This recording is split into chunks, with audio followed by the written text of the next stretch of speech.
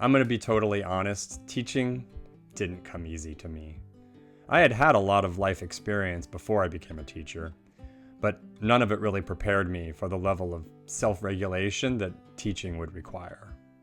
I simply wasn't prepared for the intensity that they were going to be bringing to the room.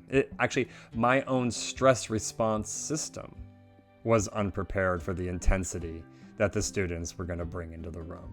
And that's one thing I love about teaching, is that the classroom gives us lots of repetitions at practicing very human skills. How do I remain connected to myself when things become difficult? That may actually be at the heart of the question for this entire show. I'm Mr. Beam, and this is The Classroom Within.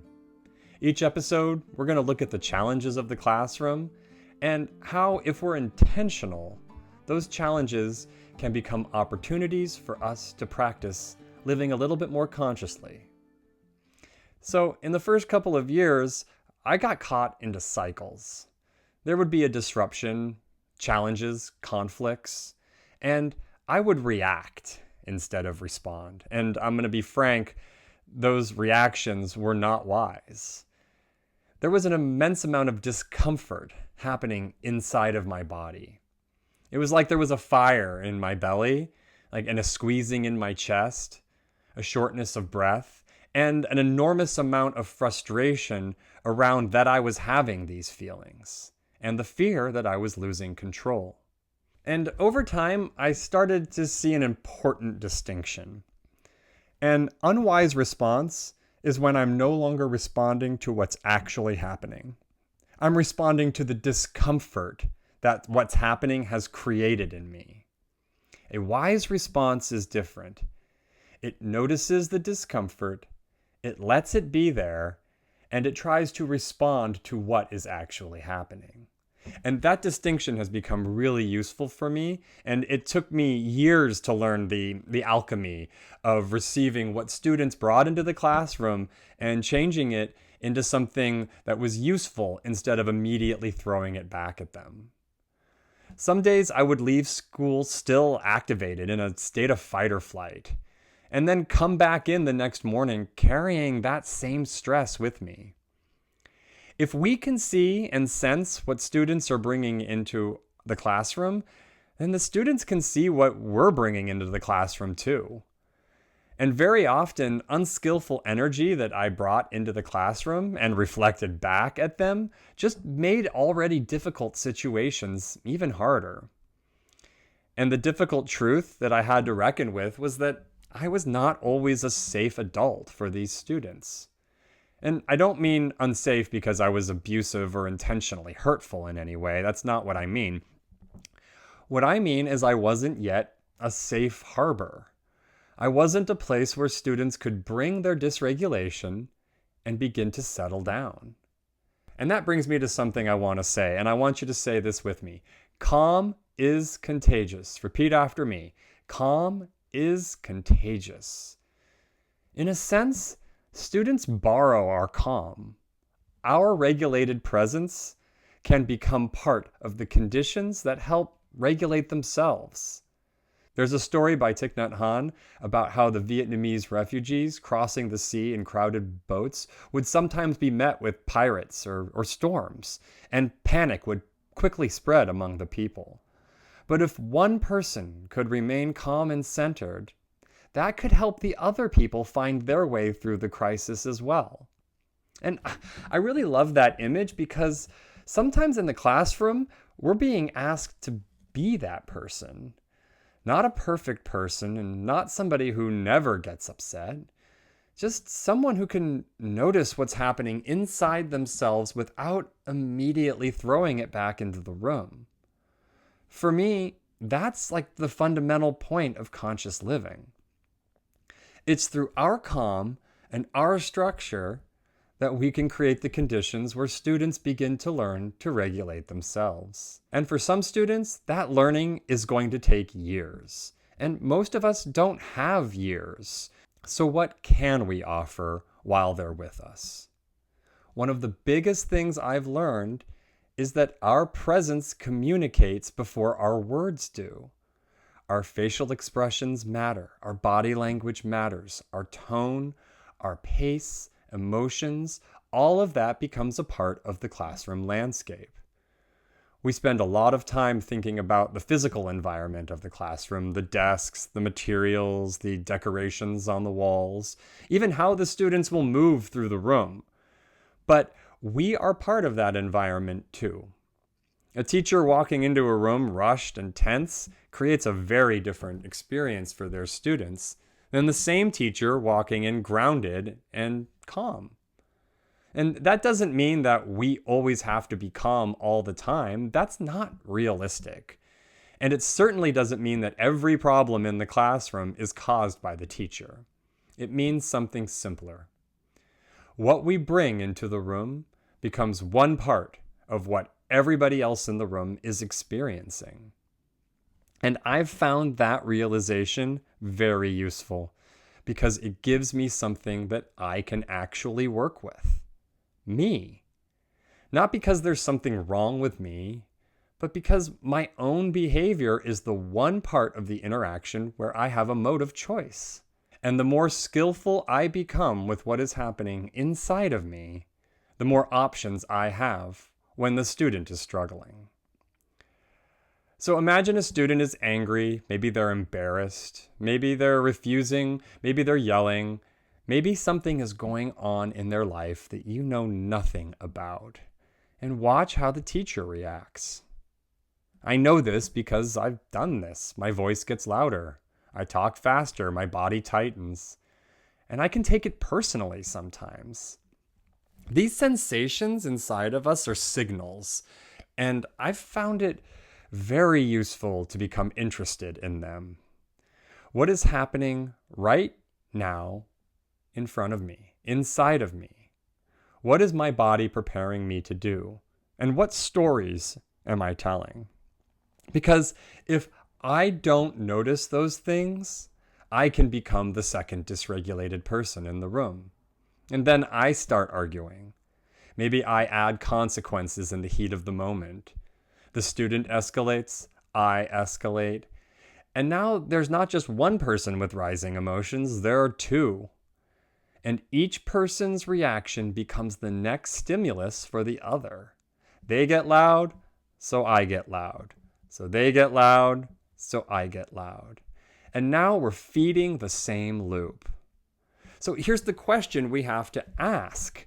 Here's the question we have to remember. Who is going to interrupt that cycle? Is it the child who's still developing the ability to regulate themselves? Or is it the adult who, let's be honest, is still developing the ability to regulate themselves too? But I have more experience. I am the teacher, and I have the capacity to practice it intentionally. Children need regulated adults around them. In a sense, they borrow our calm while they develop their own ability to regulate. Simply saying, calm down, be quiet, doesn't automatically give a dysregulated child access to the skills they need to calm down and be quiet. Moreover, sometimes it's not even our job to make the child calm. It's just to remain calm and regulated enough to communicate something else.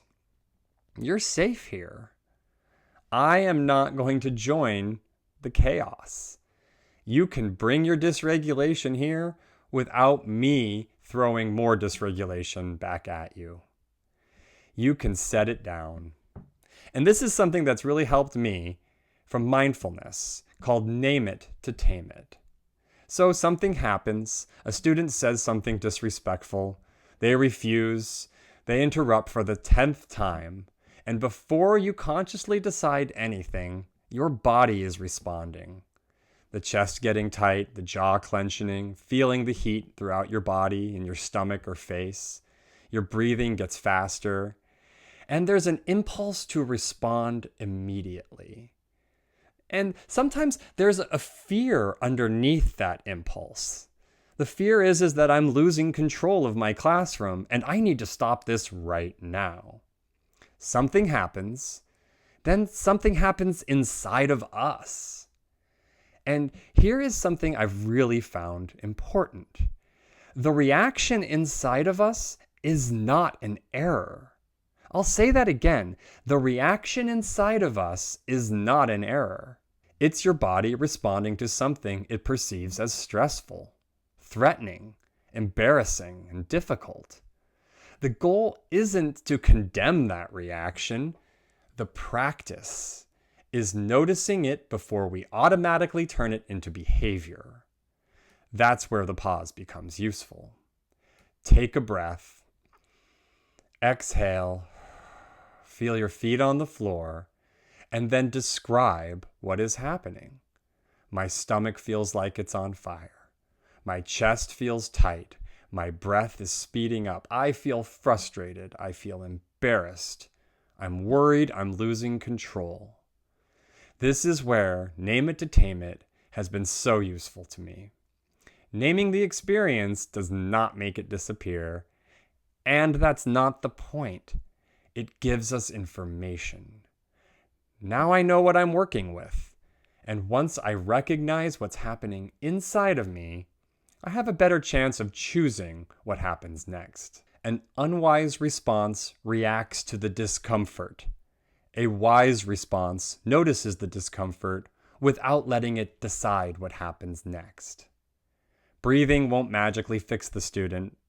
Naming your emotion doesn't magically fix you, but it can give you some choice back.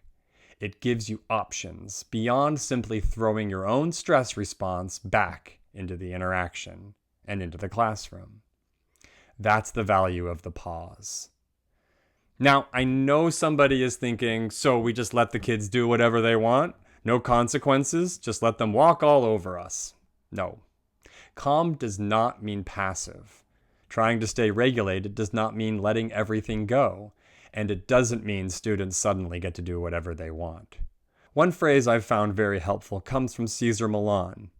Calm, assertive energy. And before anybody gets nervous, I'm not saying child development and dog training are the same thing. They're obviously different things. What I find useful, though, is the combination of calm and assertive. He doesn't try to match the animal's intensity. He stays calm while remaining clear. And I think there's something useful for me as a teacher in that combination. Calm alone isn't enough, and authority alone isn't enough. What I'm looking for is something more like calm plus clarity plus boundaries. Calm without boundaries can be permissive, but authority without calm can become intimidation. You might get a student to back down through intimidation, but that doesn't necessarily help them develop the skills they need for the next time. A strong classroom leader can communicate, I am calm, I know what the boundary is, and I don't need anger to make that boundary real. The opposite of reaction isn't permissive, it's responsive. And I think there's something bigger here. This skill isn't only useful with students. It's useful with our own children, our partners, colleagues, driving in traffic, anywhere emotions get complicated. And that's one thing I love about teaching is that the classroom gives us lots of repetitions at practicing very human skills. How do I remain connected to myself when things become difficult? That may actually be at the heart of the question for this entire show. So here's something you might want to try. Before students enter your room, ask yourself, what am I bringing into the room? And don't immediately try to change whatever the answer is. Just notice.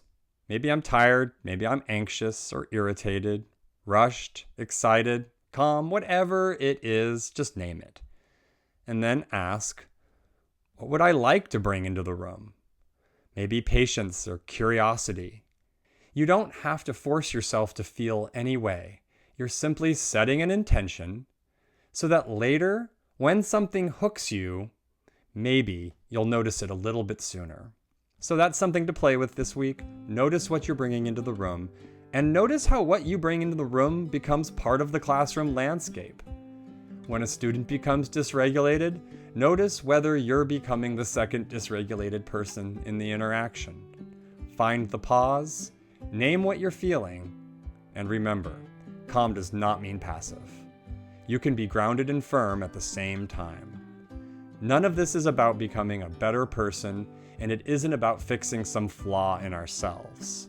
For me, it's about conscious living, becoming more aware of what is already happening, and becoming more skillful in how we meet it. We certainly cannot control everything our students bring into the classroom, but we can become increasingly skillful with what we bring. And sometimes, when we create enough space not to react immediately, something interesting happens. We become curious. Instead of immediately deciding what the student behaviors means, we can ask, what might actually be happening here? And that's where we're going to go next. Why student behaviors make sense. If this interests you, click on the link. Thank you so much.